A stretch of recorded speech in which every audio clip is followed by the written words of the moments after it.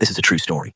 A man got trapped deep inside a cave. He was moving backward into a narrow passage. His body was contorted to its absolute limit, trying to squeeze through a crevice barely large enough for one person. Unexpectedly, his leg became tightly wedged between the rocks. He couldn't move at all. July 18th, 1998. Craig, Jessica, and their friends Miller and Jennifer entered the Keyhole Cave again.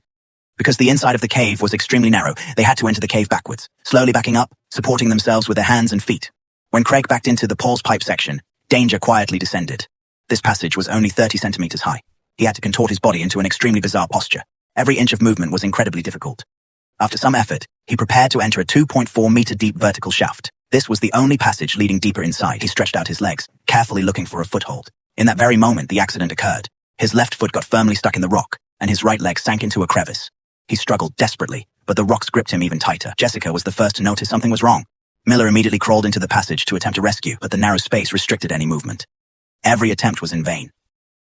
As time passed, the blood circulation in Craig's legs was blocked, and they began to swell. Jennifer then decided to head out alone to seek help.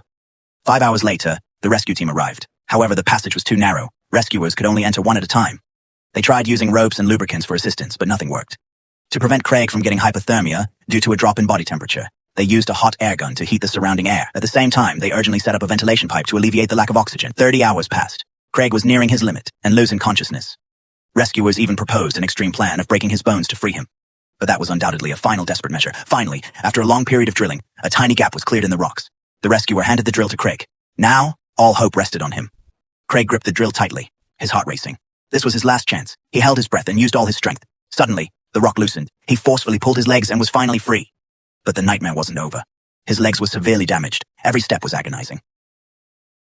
After 8 hours of grueling climbing, he finally exited the cave at 9:15 a.m. on Monday, seeing the daylight once again. This accident could have been entirely avoided.